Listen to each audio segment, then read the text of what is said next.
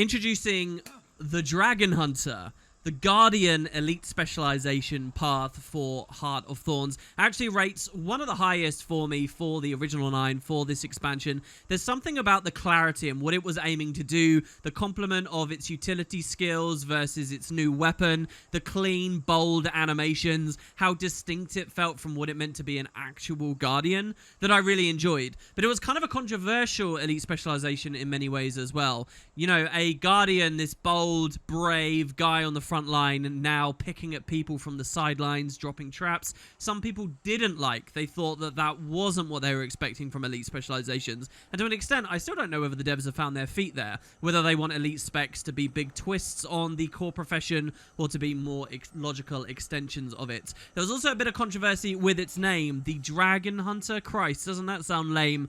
Well, for me, at this point, I'm used to it. I don't really think about the name whatsoever. But definitely when I first heard it, it sounded quite strange. The developer justification for Dragonhunter is kind of a Tyrian twist on the idea of a witch hunter. Tyria is a land filled with dragons, oppressed by dragons. Dragons are on everyone's mind. And so this is kind of a natural Tyrian version of what it might mean to be a witch hunter of some kind. So you kind of want to look at it, that as like a classification rather than the individual constituent words that just make it up and, yeah, seem kind of lame. That's why it is one word. It's Dragon Hunter, not Dragon Space Hunter. We're all dragon space hunters in Guild Wars. The ultimate objective is to take out the Elder Dragons. So here's what they said about it back at launch. As dragons continue stirring in the land of Tyria, Guardians have been honing their light into a physical, nature-sharp, and deadly enough to pierce scales. The Dragonhunter specialization will look to viciously purge the lands of dragons and their ilk, with Longbow and traps now at hand. As their prowess with light has increased, they were able to physically manifest their virtues into the world.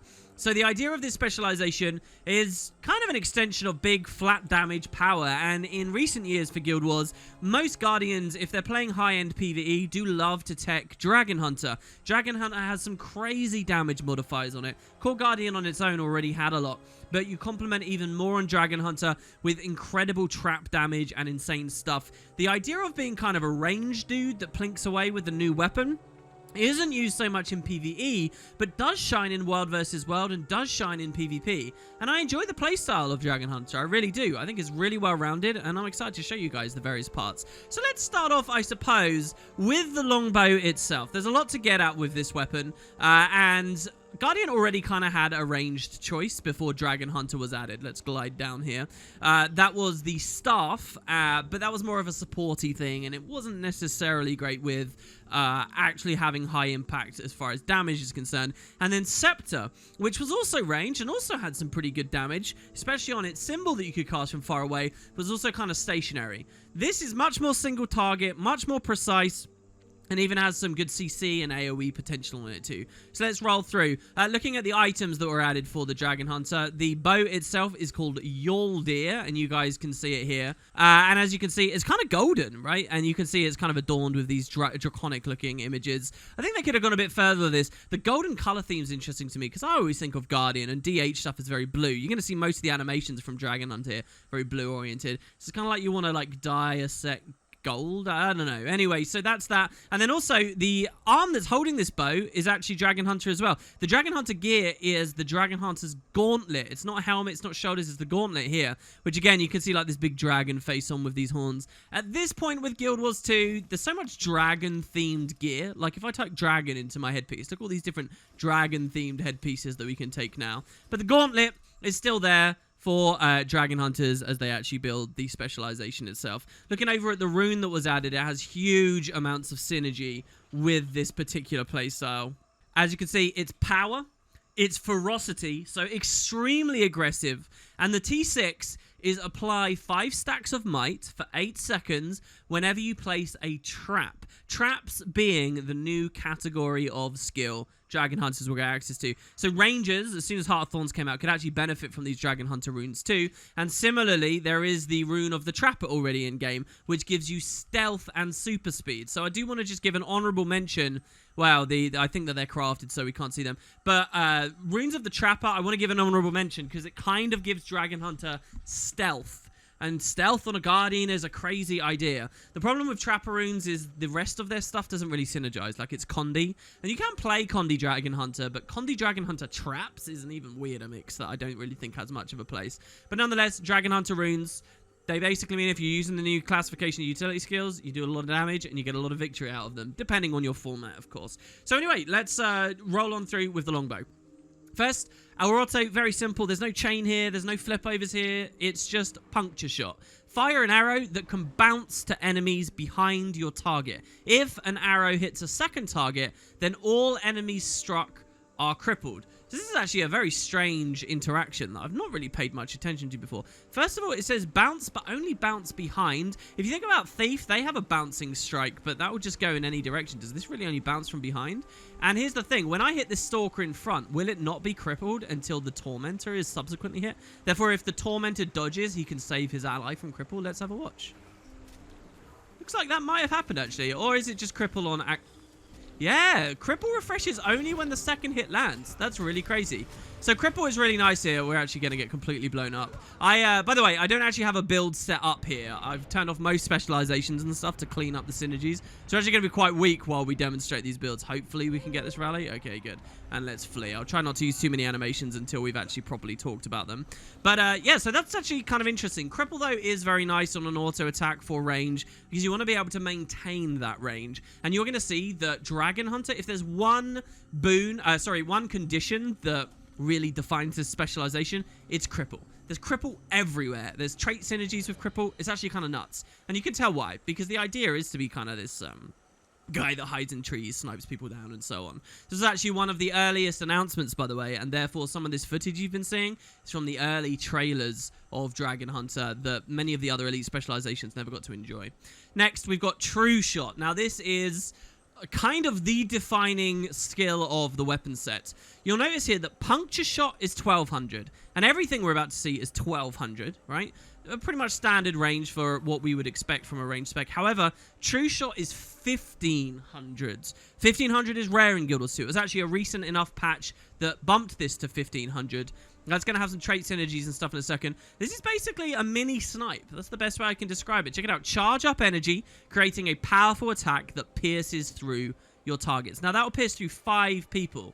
So you can really chunk down an entire group. The dream for this is to be standing super far away and penetrate a bunch of enemies. But here, I'll show you guys the animation. We charge. It's one of those very obvious animations that if you're in PvP or if in your World versus World, you will be able to see it. With Action Cam or whatever, you can actually aim exactly where you want to fire it. And it's this big, thick, chunky projectile. Our regular projectiles, as you'll see, they just look like arrows with a bit of a blue glow. Meanwhile, the True Shot projectile is a really thick beam, and you'll know that it's coming. The velocity is low enough that, you know, if someone's going for that big 1500 range last tick super far away, you can often have seen it coming. But yeah, that baked-in pierce, that's quite nice. Usually you have to trait if you're looking for projectile pierce. Dragonhunter gets it on True Shot for free. Next, there's Deflecting Shot. Now, this one can be traded in a very cool way. One of the Grandmaster traits is about upgrading this specific skill. But naturally, here's what it does.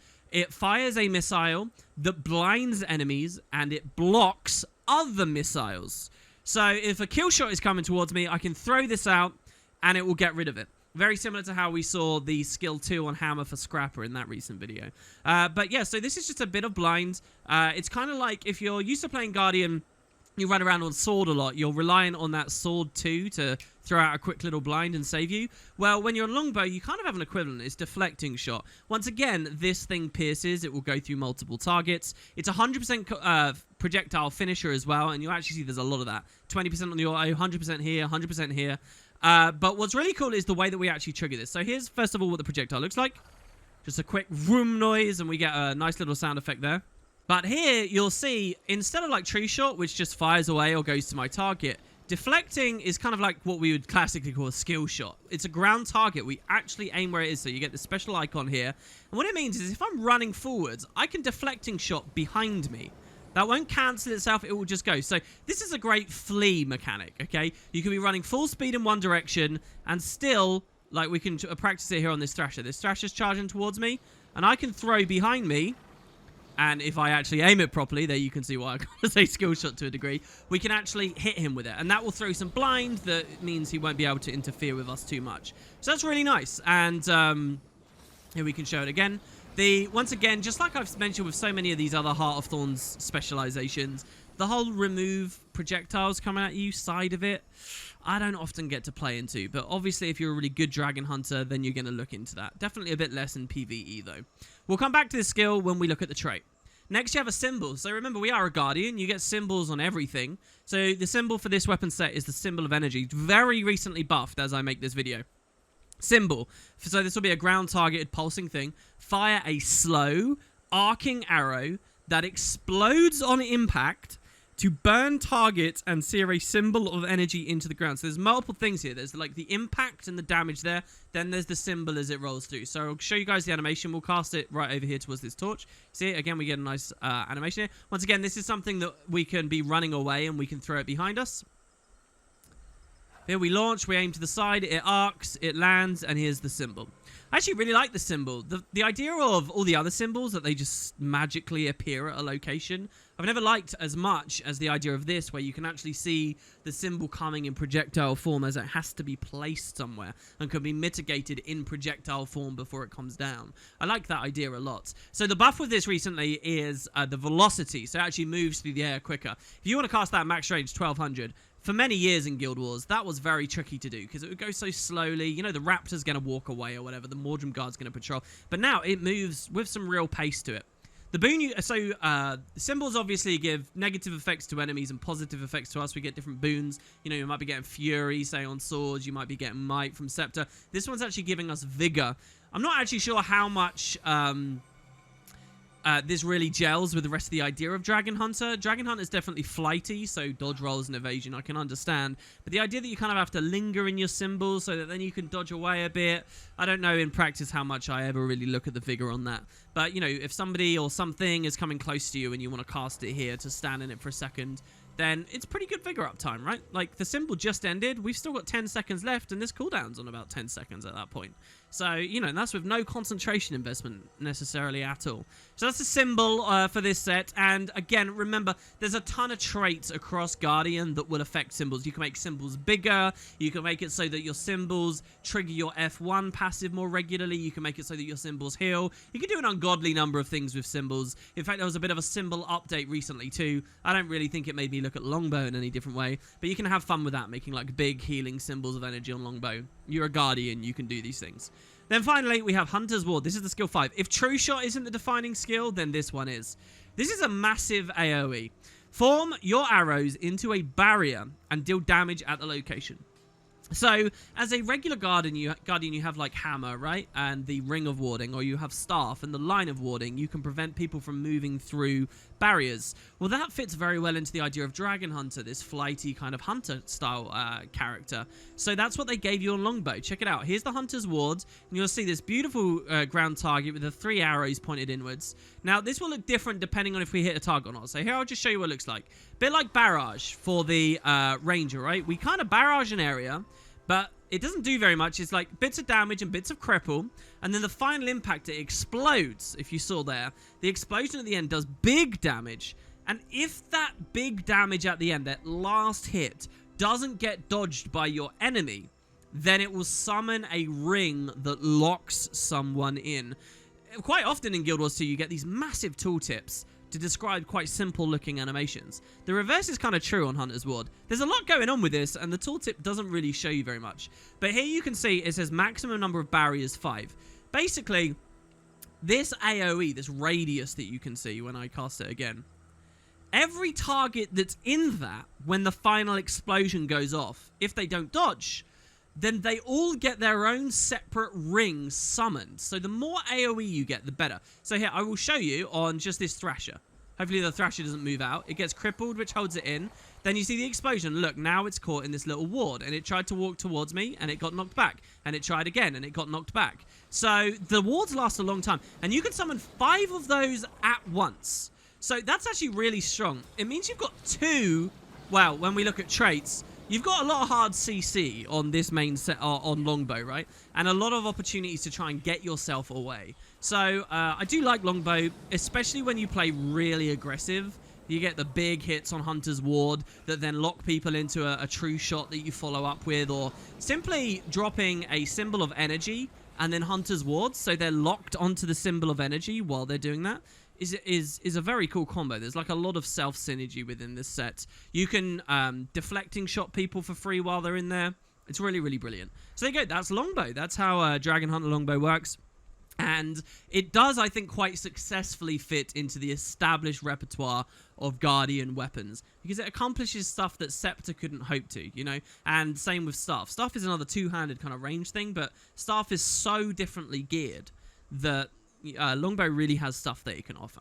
So there you go. That's the new weapon. Let's now look at our trait, our first trait, see what our core profession mechanic was and what happens in terms of utility skills. So we get this trait here called Virtuous Action, and it says, the Guardian's resolve has further increased, allowing virtues to be manifested as physical aspects.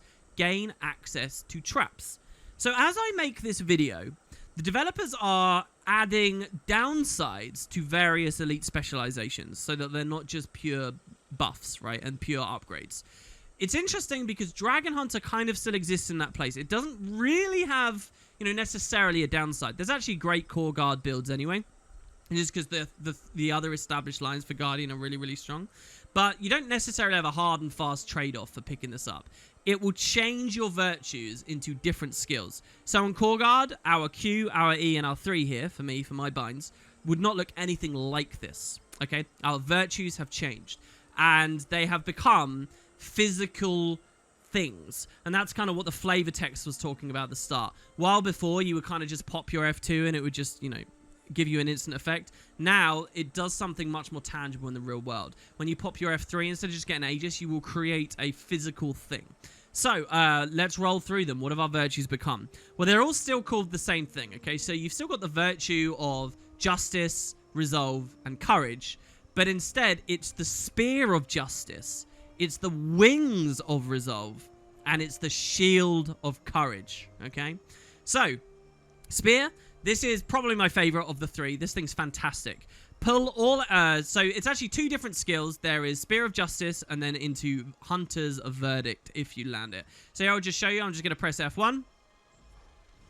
We lean back. We conjure a spear out of nowhere and we fling it forwards. And you see there it didn't do anything. It just sort of dissipated because it didn't manage to hit anything. But here you'll see. Hurl a spear of light that passes through foes. So this can actually, it's one spear that will pierce through a whole group if it has to. And it will tag all the creatures or people in that group. Enemies that get hit by the spear become tethered and they receive conditions periodically. So the idea of a tether is that there's a chain on the back of this spear. And when I hit someone with it, that chain link connects the 2 of us. So you can see I got this chain here, this blue chain. That's not my auto attack, so I'll stop autoing. You see this chain? Now, if I walk too far away, the chain will break. So I have to stay within a certain range. And when it comes to PvP and stuff, enemies will try to break it. When it comes to PvE, you want to make sure that the AI doesn't accidentally move and break it. But by having that chain there, you get various benefits, okay? So first of all, let's look. While he's chained, he's got justice on him. And it's going to keep going cripple, burning, cripple, burning, cripple, burning, cripple, burning. And if you saw there, it has reveal uptime on there too. So that's the 3 things it does baseline, okay? But let's remember, a bit like with Symbol of Energy, where you're a Guardian so you can trait the hell out of it, this F1, there's a ton of ways you can trait it as well because you're a Guardian. Remember, you can pick up the Virtues line, and there's a whole Grandmaster that will change the F1, right? And remember, when you're a core Guardian, you get a passive effect from the F1, and you get the active effect. The passive effect still exists, even though you're on the spear here now. So look, it still says burn foes every few attacks, and that's true. Or you can trade that off to use the spear, and then you'll burn them directly. So there's a ton of different ways you can make this stack burn. There is an idea of a burn Dragonhunter build that's kind of fun. You could even run it in PvE, to be perfectly honest. Not that I think I've ever really seen many people do it, but you could. The reveal uptime is obviously really, really nice when it comes to PvP too. You'll notice that it's unblockable and it pierces. So you can have some people fairly tanked up standing together, and you can just rip this spear through them. I really like this skill. I mentioned it as my favorite because it reminds me a lot of being a Paragon in Guild Wars 1. If you guys remember, actually, if you take, I think it's Radiance, or maybe it was Zeal, one of these two, you actually have a minor trait elsewhere on Guardian that means your F1 automatically refreshes every time you score a kill. Let's see. Yeah, this one here, Renewed Justice in Radiance. So if you're a Radiance Dragonhunter, you can just kind of run around throwing spears at people and then blowing them up, and you get your spear back instantly, so you can throw it at another person. You can throw it in entire groups. Every time you get a kill, you can just spear chuck and spear chuck and spear chuck. That, to me, reminds me a lot of very fun Guild Wars 1 style things and feels very Paragon-y. So, yeah, there's some really cool synergies here, and that's going to be true for all three of these. So after all of this with the spear, one other thing to mention is it has a flip over, Hunter's Verdict. And that is that you can pull all enemies tethered by the spear to you. That will break the link, but you can obviously get them into your face. So that's at 1200 range. So this is crazy. It says it's 1200 range, but it often feels like way, way, way more. You can pull and yank entire groups of players right into your face, where then maybe you weapon swap and you use some regular Guardian things. You lock them in with a Hammer 5 or something. So here, I'll show you. We'll tether the Thrasher. He's moving away. And now if I pull him, we break the link, but he's in our face. And he gets interrupted at that point as well. The pull is super strong. You know, if you quickly weapon swap and then like sword 2 for another blind afterwards or whatnot, you can really, really hurt someone. So, yeah, the tether is one of the big things. There's a very cool idea with Dragonhunter, and when we get to the traits, you'll see it more soon. Like, how long do I want to keep the tether on? Keeping the tether on is burning them, it's crippling them, it's revealing them, it's going to give you trait synergies later, but maybe they're going to get away. So you've got to pull at the right time, but you don't want to pull too early. And if you're fighting a Dragonhunter and they've managed to tether you, you're always wondering at what moment might they just interrupt your next skill and go for the pull. So that's a huge part of this, and it's AoE too. You know, it's kind of hard where we are in the jungle right now, but if I could, well, maybe we can line this up over here actually, right? We're going to target the Tormentor and cast through the Stalker. So wait for the Stalker to end. So there you go. We've got 2 tethers, see? And now when I pull this, they both come in, right? And now we can, you know, drop our Scepter 2 on our regular Guardian stuff, and we can kind of blow people up, right? So that's great break bar damage. You know, this is a class that has, like, Bane Signet, which is epic break bar damage too. You add that on there as well. It's just all pretty nice stuff to supplement your capabilities. So yeah, that's the tether. But anyway, there's the spear, and we will get back to that when it comes to specific Dragonhunter traits. But look now, you can see, because we're Radiance as well, we get a light aura, and we get blind when we throw this thing out. It's kind of nuts. So, next, we have the Wings of Resolve. Ooh, wings, you're wondering. I know, this was the expansion of gliding. Well, it's not really letting you fly or double jump or anything crazy like that. This one simply means that you get a leap. So passively, it will regenerate your health exactly the same as before. Can be traded exactly the same as before. Can give you more Condi Cleanse and stuff. But on active now, instead of just pulsing, it's now a ground target. See this here? You get the Guardian ground target telegraph. And when we release, these beautiful wings appear behind us. Again, does anyone remember the Guild Wars 1 Ion collaboration where you could do the wing background? So you basically get these wings that allow you to jump to a location. The idea of wings is just flavor. But that leap is extremely important for being able to continue using Longbow. So something I've been resisting throughout this video is if I want to kill someone, you know, I'll put a ward here. If they've got stability or the enemy's got stability, it runs through, well, I can wings away from them, right? I could throw this behind to get a blind behind, and then I can jump back, and then I can turn around, and then I can spear tether, and then I can true shot. You can see how this stuff starts flowing together, right? These virtues complement Longbow so well. So you've got to think, what's the other thing that would be really nice? Well, when you're on Longbow on a range set, you kind of want to be able to stand there safely and hit a bit as someone's coming towards you, right? What could allow us to do that? Well, what about like a shield in front of us? That's exactly what the Shield of Courage is. So, oh, by the way, so the Wings of Resolve, before I move on too much, this also rips immobilization baseline, and it's a combo finisher for leaping. So, you know, if we drop our symbol on ourselves and do that, we give ourselves the light aura. fairly new. This during Heart of Thorns, I don't think the light aura actually existed, but now, you know, we get the benefits of that as we continue fleeing. So that's a nice little combo you can do there too. And then obviously out of any other Guardian weapon set. So lastly, we've got the Shield of Courage. So grant Aegis to nearby allies on activation. That's the same as Core Guardian. Remember, that's what Core Guard gets. You press F3, you get Aegis. That's still the same here. But then also now, we create a shield in front of us that blocks attacks. This is way stronger than the Core Guardian version. So this shield will just allow us to block while doing other animations. So if you think about like a warrior who uses shield 5, the warrior is stuck using shield 5. He's not allowed to do anything else. This skill will just summon a magical shield in front of us, and then we can act independently from us. So it's super strong. We can keep shooting while bunking down with this shield. It's so strong, in fact, that there is a bit of a downside to it. The shield only covers your front. Here it says on the tooltip, you are vulnerable from the sides and behind. So this is fantastic. Here, I'll show you the animation now. It literally is any enemies in front of this cone, in front of us, we just permanently block them. But if someone manages to get behind us, then we're screwed. So you can kind of use wings to get away, and then quickly turn around and get your Shield of Courage up, right? And by the way, these as virtues, you know, you can pop your Elite Renewed Focus and immediately do the shield again, so you can like double shield. And often when you're fighting against a Dragonhunter, you'll see he uses all of these big powerful cooldowns, then Renewed Focus, and you think, oh, I'll jump on him after he's been invulnerable, but he's gonna get them back, right? So you can like use wings again, like back to back. So yeah, this is a very, very, very strong skill, but there's a excellent interaction in terms of like being able to counterplay and stuff that I've really liked. I will say that the cone is actually a lot more forgiving for the Dragonhunter than it looks. Quite often it feels like you're behind them, or definitely to the side, but they're still blocking. So you want to be careful of that. Remember, they'll block because of Aegis, and they'll block because of the shield. So they get one block in all directions at the start, at least. In fact, if there's an idea of trade-offs, I wonder if the devs should remove that first activation Aegis. But hey, we'll see. So there you go. That's your new virtues, and you just want to think about all the different ways that you can trait them. These are the physical things that you now get to manifest into Tyria as a Dragonhunter. And actually, of all the specializations so far, these are my favorite. I really like the Core Guardian ones. I really like the Firebrand ones, becoming the Tomes, obviously. But these just feel so visceral and weighty and real and badass. And I think they really prop the Elite specialization up. I like these a lot. Okay. So the other little bit of this trait here is we gain access to traps. So there's a lot to talk about with traps. Let's get on through. First of all, we got the heal skill. This is called Purification. Trap. Heal yourself and imbue light into a trap. So yeah, it's a heal skill that is a trap. Rangers will be familiar with this. You place it down. It looks a bit like a ranger trap in that, you know, we got the ring here. Enemies won't be able to see this. You'll want to like lure monsters into it.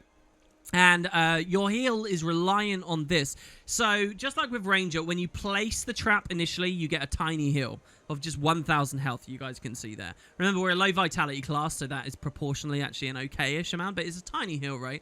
Most of the heal is actually reliant on getting your enemy into the trap. Now, that can be quite hard. That means you have to be kind of sneaky. That's the idea of Dragonhunter. Of course, you do have your Spear of Justice, so you can tether and pull someone in, and that's something you aim to do. But, you know, that's something you've got to be cautious of. It's actually a very risky heal skill to use, in my opinion.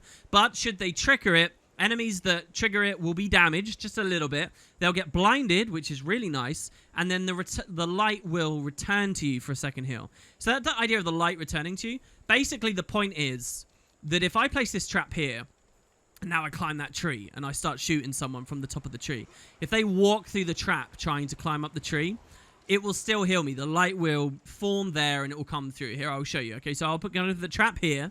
All right. Then we're going to stand back here, and now we're going to pull the heralds.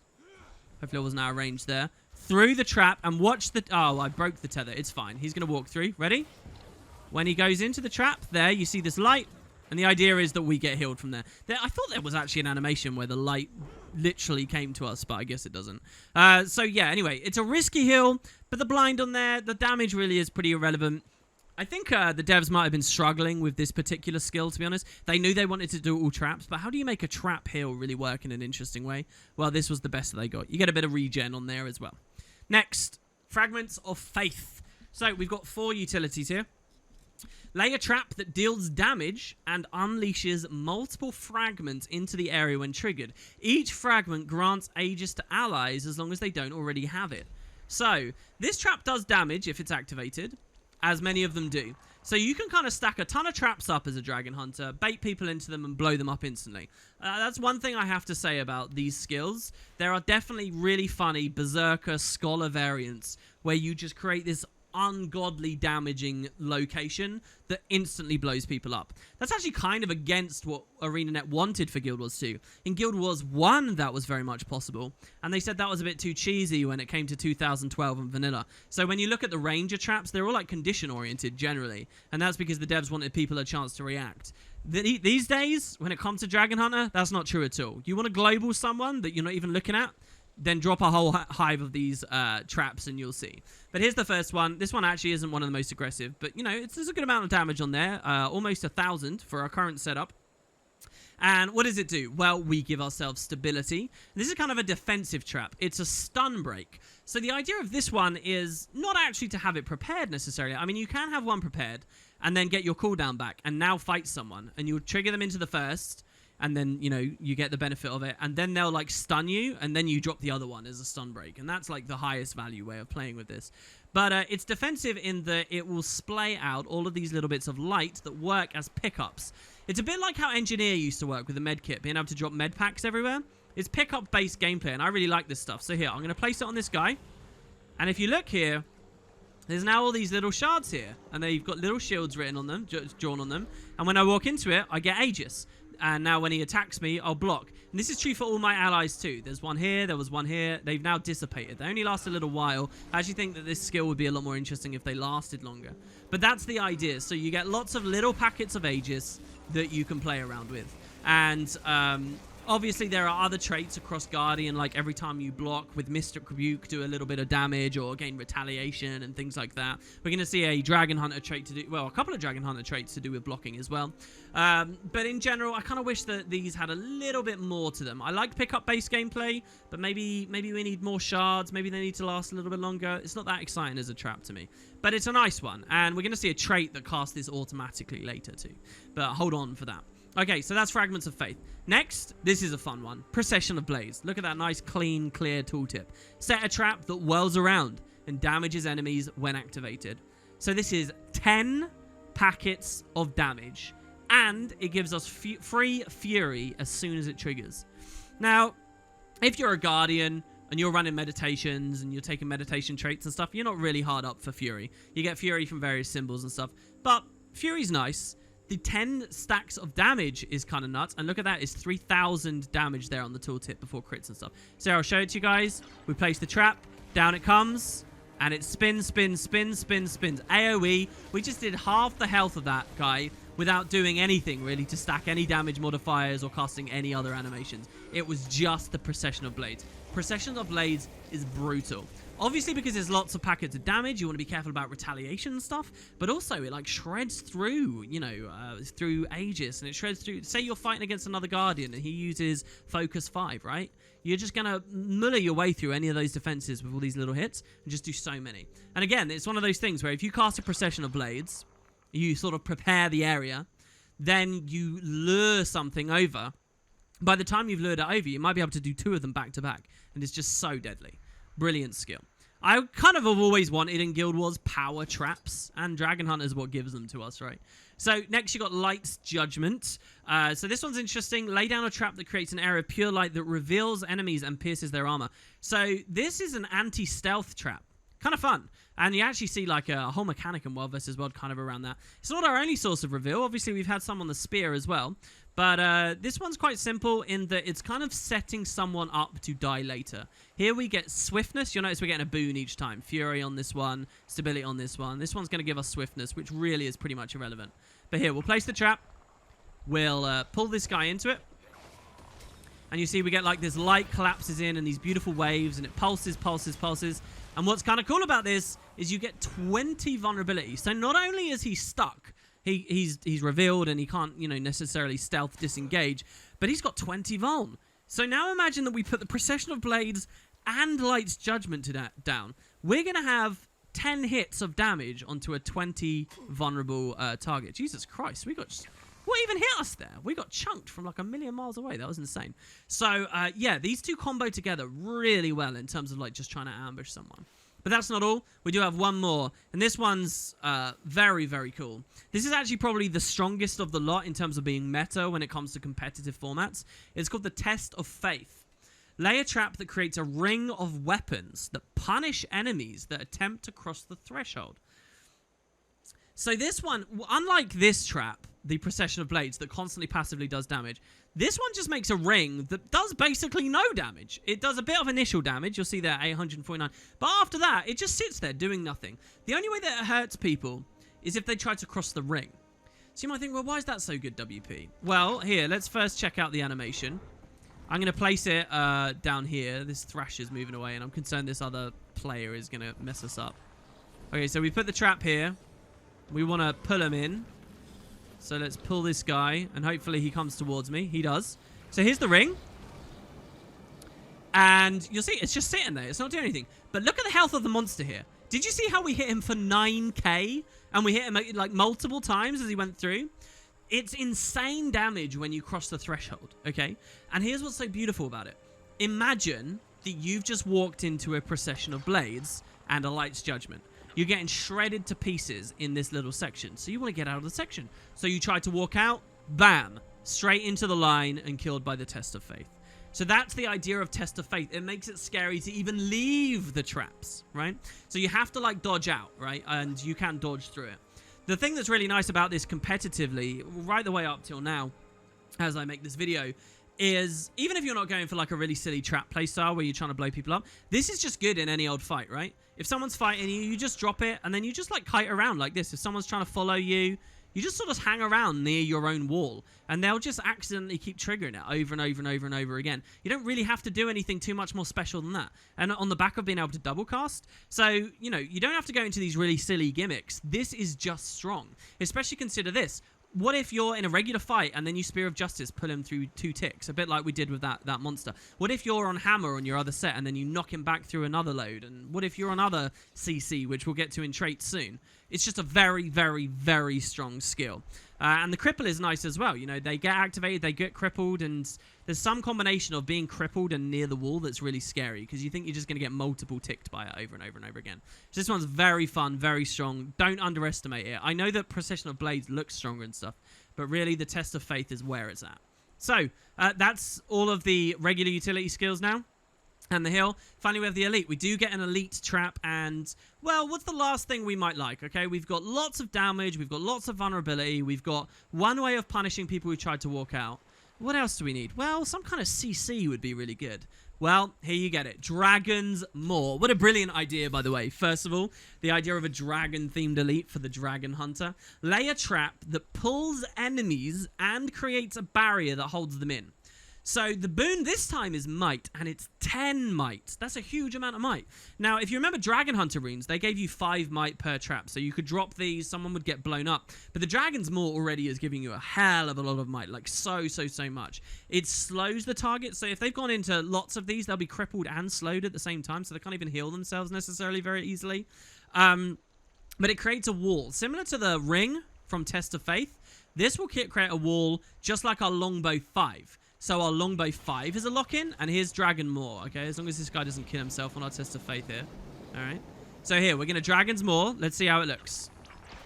These jaws come up, they slam down, they do massive damage in a single big strike. So lots of strikes to get through mini defenses on Procession, and then one giant strike on Dragon's Maw.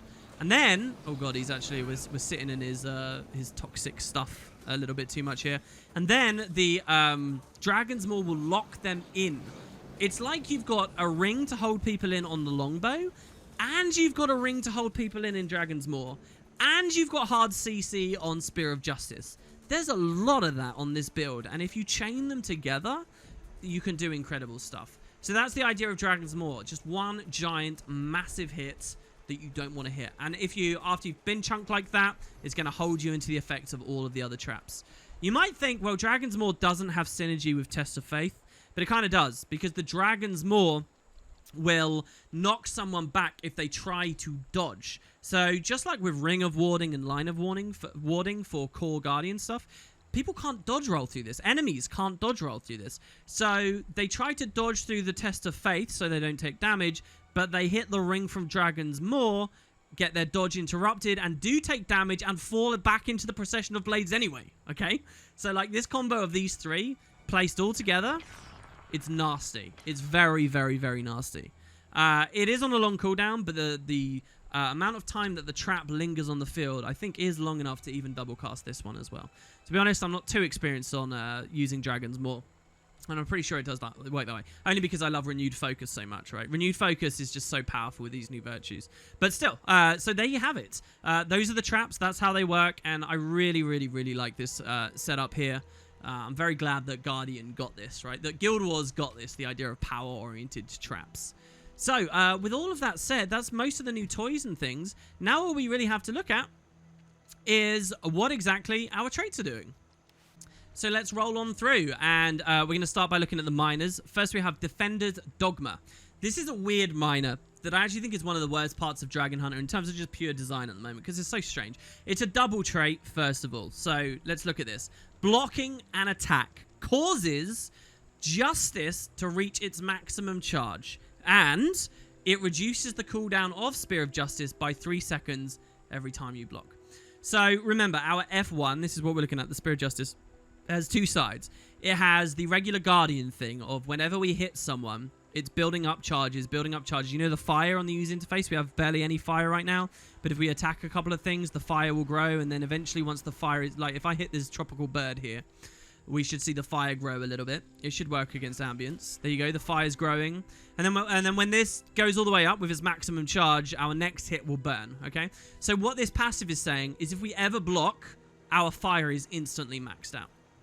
And it means our next attack will burn. Which is fun. I like the idea. And, you know, there's lots of different ways that you can trait stuff together. Oh, look, that's our big trap combo there. I wasn't even really looking at it. It's fun, and there's lots of ways to build into F1 burning. You know, there's Permeating Wrath as a Grandmaster. There's lots of Amplified Wrath. But every time I've tried to build around Defender's Dogma and condition damage, like I block a lot and therefore I burn a lot, it just doesn't work for me. There's a rune set as well, which means burn whenever you block. It's just, it feels like such a synergistic idea, and then it doesn't really work much. Not only that, but what's this got to do with the rest of Dragonhunter? Like, the whole burning stuff, it doesn't feel like it's a major theme here. However, the other half of the double trait, every time you block, it helps your spear come back. Now, that feels very good. That means that even if you don't play Radiance as a Dragonhunter, where you get the instant refreshes, you can still recharge this super quick, right? Maybe you don't run this hill. Maybe you run the Shelter Hill. People attack you while you're healing. All of a sudden, your spear's immediately back. You want to run some other weapon sets that have more block on them. Like if you put a focus on your other set, like you can see here. Now, this is giving... Using Shield of Wrath and blocking is giving me my spear back. So it's a nice minor, and I like that part of it. But the other bit, the fire bit, I'm not so sure. Next, Pure of Sight. Deal bonus damage based on your distance to the enemy. Very simple. The idea of this is, you know, we're kind of ranged if we're going for the longbow stuff. And so think about this with Two Shot. This means the further away they are, the more damage we get, up to a maximum of 15. Interestingly, the tooltip doesn't really show range. And this was actually a very new buff. In a recent patch, they started messing with this a bit. So I don't know what range you need to be to get the full 15%. But I have to assume that it's going to be 1500 at the worst, right? So if you aim for the best true shot from the furthest away, where you've got the whole cast time and the whole really slow velocity, and if you tick them right at the end, it does way more damage because Pure of Sight is maximum charged. Now that I like a lot. So there you go. That's your minors. Really, they just encourage you to keep your distance if you can, which Longbow will do in the first place. And Defender's Dogma just allowing you to get your spears back a bit faster. Again, I'd like to see some changes on Dogma. Anyway, so now let's move on through and we'll have a look at the Adept traits first. So, Piercing Light. This is for your traps. Reduces the recharge of your traps, first of all. They're all pretty low cooldown anyway. But, you know, this is really prominent, at least for the Elite, which has a massive cooldown, as most Elites do. And now it's just down to every minute you can place a new Dragon's Maw. And you can place quite regular tests of Faiths. Not only that, though, but they slow. You remember that Dragon's Maw was already slowing? Well, now it slows a lot, okay? Procession of Blades does too. Slow's a weird one. If this was like your traps apply chill, it would be completely insanely crazy good. But because this isn't actually a movement CC, it's just like a cast CC, I don't know how to feel about it. Like, if I accidentally walk into a ton of traps, slow is not my biggest concern. It's WASD that's my biggest concern, to move away from them. Maybe the devs realized that movement conditions were just too powerful, and we already have a bit of cripple if we take the right one, right? The Test of Faith does that on there. So they went with slow instead. They just want you to feel extra incapacitated when you hit a trap. Next, dulled senses. Enemies you knock back get crippled. Enemies you cripple are also inflicted with vulnerability. Damn, we got aggroed right as I wanted to show you guys this. So, this is kind of even more cripple synergy. I already mentioned earlier in the video that there's a ton of it on here. Remember our auto attacks that we just cripple as we auto? Jeez, this guy's managed to avoid us quite well here with his little whirls. There we go. Do you remember how we cripple on our autos? Well, this means if we take dulled senses, as we auto-attack, we vulnerability on our autos too. And do you remember how our Spear of Justice cripples on pulse, like if I throw it on someone? Well, now with the trait, I'm going to continuously pulse Vuln on him too. So all I have is the Spear on him, and I'm autoing right now. And because of our trait, our Vuln is just going up and up and up, right? We got 10 vulnerability just for doing that there, that tiny little thing there. So the other side of this trait is, of course, it does it on knockback too. Enemies you knock back are crippled and then therefore vuln. And that's cool, but you might be thinking, well, hold on, how much knockback have we actually seen on Dragonhunter? Not much, right? Like, this is a pull, this is a pull. There's hard CC on the Longbow 5 too, but there's not much knockback. So why have we got a trait about knockback? Well, don't worry, we'll see that's affected in a second. Moving on for now, we have the final trait. This is Soaring Devastation, okay?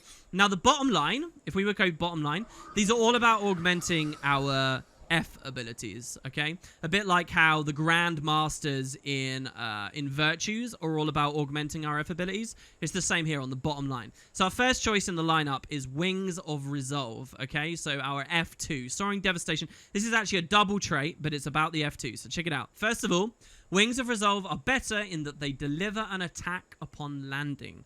So, yeah, you want to be like that Valkyrie kind of crazy guy that charges in with the wings and actually hits someone, right? So this is now a damaging move. Check it out. We now do pressure on landing, and I'll show you guys what this looks like. We can jump in on the Stalker, and we hit him. Not only do we hit him, but we immobilize him. So, you know, that's not hard CC, but that's more CC as well. And you saw my instinct when landing that F2 there was immediately to true shot, because he can't dodge my true shot because he's immobilized. So, yeah, and this can actually hit pretty hard. If you go really, really, really damage-oriented, actually slamming down on people with Wings of Resolve is one of the more fun things to kill people with. I love the idea of traits that change skills into, like, damaging skills when they weren't before, and that's exactly what we've got here. The other half of the double trait is this, that when we have Wings of Resolve off cooldown, so like right now, when we're not using Wings of Resolve, when it's free, we actually get a movement buff, 25% movement speed. Now that's huge, okay? The reason why that's huge is Guardian classically has always been a fairly slow class, all right? It's been one of those classes that never had a 25% move speed modifier, not on like Signets, not on its... wasn't there for years. Fortunately, as a Guardian, you could, like, spam staff symbols or whatever to move around. But for vanilla, that was, like, a big thing about being a Guardian, that you couldn't get this. But Dragonhunters can now. It was actually after Heart of Thorns closed out, I think, that this got added in. So you will get the 25% move speed if you are a Dragonhunter. You saw Chrono for Mesmer had a similar thing as well, another Heart of Thorns elite specialization. It will be taken away from you if you use the leap. So there is a trade-off, right? If I choose to attack someone with this, I'm now moving slower again now that I've done that. But once the cooldown's up, and admittedly it takes a while, I'll get it back. I could maybe renewed focus to get it back. It's a fun trait. I like this one. It's very cool. Okay, so next, our master selection. We get another trap-oriented one. Remember this one was about traps? This one's about traps. Hunter's Determination. Gain Aegis and cast Shards of Faith when disabled. So this is one of those auto-procking, I've, you know, been hit by something and I get something for free. The game used to be full of these, and I actually didn't like them. I didn't find them that skillful. And in a recent balance patch, recent-ish, the devs nerfed the hell out of all of them and added really long cooldowns to all of them, which I think was the correct move because these don't feel too skill-oriented. This is a very strong variant that will drop the Shards of Faith. So this is the one that's a stun break, as I showed off before. We actually don't have it on our bar right now. Oh, no, we do have it on our bar. And it will drop all the Aegis things around. So somebody CCs you, you instant stun break, instant give yourself Aegis, and then drop a ton of things in the area that you can pick up for even more Aegis, okay? And by the way, this is exactly the same as the utility skill. It's basically two opportunities to have. If you have a build with Fragments of Faith on your bar, and you have the Hunter's Determination trait, you actually have 2 sources of Fragments of Faith, and their cooldowns don't interfere with one another. Most of the time in Guild Wars, you'll see that the skill that is triggered by a trait is called the Lesser whatever. So this should actually be the Lesser Shards of Faith. It should be a nerfed version of the regular Shards of Faith, but in this case, it's not. So you can really stack a lot of these up, right? Quite often when you get hard CC'd, which is when you'll proc this trait, the thing that did it to you will be in melee, so it will automatically blow up. But sometimes maybe not. You know, there's a couple of things in PvE that will range knock you down, and then you'll free stun break, and the trap will just be iffy. But usually, some enemy or some player is going to be in your face, and then you'll just quickly stand back up. But yeah, long cooldown on it, but it's a nice trait. And again, by the way, if we take Piercing Light to reduce the cooldowns of our traps, that reduces this one as well. It's just gone from 60 seconds, I think we saw there, to 48. It synergizes, right? So you could go like the top line, all about traps. Next, we have Zealot's Aggression. Modifiers. I talked about this at the start of the video. On Guardian and on Dragonhunter, there's so many modifiers that will make your head spin. This one's a really nice one. Deal increased damage to crippled foes. Justice's passive effect cripples enemies. So, now when we build the fire up, we cripple, okay? And for example, every time we block, we get the fire, and then we burn and we cripple straight away. So that's nice, but the modifier is really what people care about. It means that we can tether someone, and we've got a 10% modifier. We do 10% more damage to him now that we have that tether up. And now you can see why I maybe wouldn't want to break the tether instantly, right? Why I might want to leave it there so that I can gain as much damage benefit out of it. And now, if you think about this trait here as well, where you're knocking back, you're doing more cripple, and you think about how Longbow holds cripple on people with just the auto attacks, Zealot's Aggression, this is a very damagey way to play, right? It's kind of like you've got a cripple line here. Then finally, you've got Bulwark. So last time we had F2, this time we look at F3. The Shield of Courage gains increased radius and duration. Now, this is a funny one. I think a lot of players might look at this and they'll think, oh, this isn't that good. But it's actually very strong. Remember what I said? People can attack you from behind and the sides. Well, look at the size of it now. Jesus Christ. And look at how long it lasts now.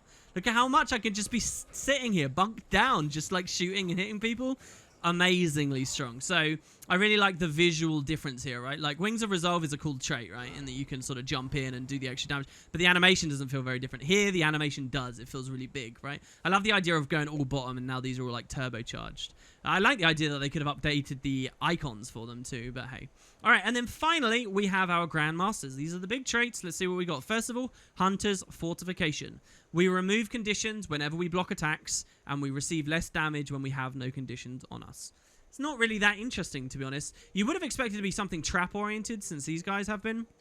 But, yeah, it's just quality of life, safety for you. This obviously has big synergy with Bulwark and with Shield of Courage. Like, if you take the massive Shield of Courage that lasts for ages, you're going to be blocking constantly while that's up, right? And if you're blocking constantly while that's up, you're removing conditions constantly while it's up. Definitely more of a PvP-oriented thing. I don't think PvEers are going to care about this one so much. Not unless they're in maybe a fractal with instabilities or a raid that's a lot of condition damage they're expecting. But yeah, it's kind of just big cleanse for you. Not that exciting. A 1 second ICD per block as well. You know, sometimes you block super fast. If you're World versus World and you drop this, your block rate's going to be insane. But they only want you drop it in, you know, a certain number of conditions. Next, you've got Heavy Light. Deflecting shot. And finally, we can see this. Our skill 3 on the Longbow, Deflecting Shot, now knocks back enemies on hit. And we gain stability whenever we knock back, launch, or pull an enemy.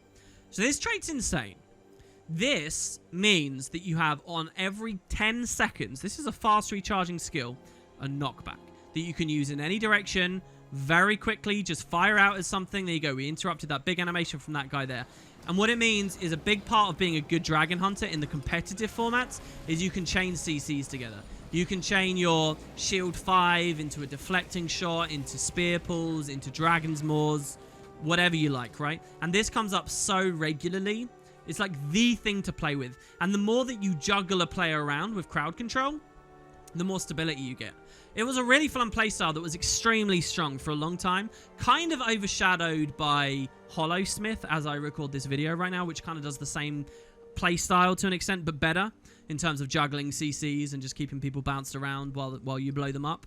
But yeah, heavy light, this is a hell of a trait. Very fun. Unless you're dealing with a lot of break bars or you really want a lot of knockback in PvE, you're probably instead going to take the next Grandmaster.